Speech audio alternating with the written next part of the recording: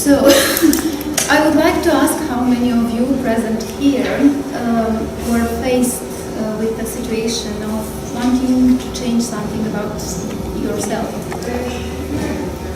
Okay, and how many of you really did something about it? Okay, quite a lot.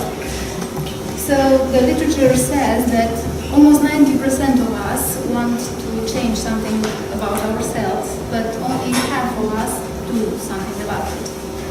I have a list of things here. My list here. Okay. This is my list of things I wanted to change about myself about a year ago. And the first and foremost is that I wanted to lose weight by eating less. I was 70 kilograms and I'm not that tall. So, the second was that I wanted to exercise more, I wanted to socialize more, but not on Facebook, of course. I would like to sleep more and I would like to get angry and upset less. Let's take the first one. As a scientist practitioner, I wanted to do a little research about it, so I read a lot about diets and their effect on your health, and even tried some of them, but nothing seemed to work.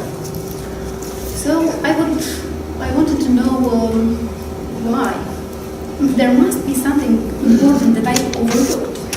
So I told to myself that it's not the reality that counts, because I was facing the reality being overweight.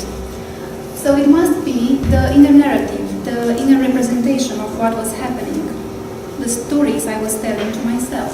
So I started to search. And soon enough I found out that I was telling a lot of fibs to myself. First was that eating a normal size portion, I was eating a normal amount of calories, which wasn't true, because I had quite a perfected radar of choosing in a room the most caloric food, and usually I picked that. Second was that there are in this world people that are naturally thin, because they have a high rate metabolism. So I wanted to test this too. I started to look for their choices and their patterns of behavior. So I found out that there are no thin people naturally. They choose usually less caloric food and eat less than I would normally do. So I changed the story I was telling to myself about food and changed my behavior. But suddenly I was faced with bouts of binge eating, and I didn't understand why, because I didn't have them before. So I started to look around again, and I found out that I had these episodes after watching TV. And guess what kind of programs I was watching? I was watching Paprika and programs a lot.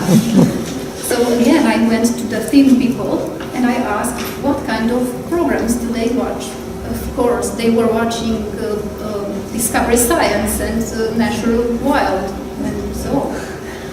So I realized that we are not always conscious about our choices, because we are bombarded with information and advices about what kind of food we should eat, what amount of food we should eat, how we should behave, and so on.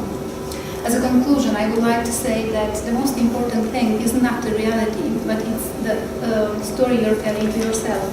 And the most important part of a story is the change. If a story goes static, then the story dies. So change can be perceived mostly in two ways. One is an opportunity, and second is danger. You are perceiving it as an opportunity when you are the actor in it. You are the change, and you are perceiving it as a danger when you're a mere observant of the change. So, as an advice, I would like to tell you that if you want to change something about yourself, be the change. In the end, I would like to leave you with a song that is my favorite about change. Okay.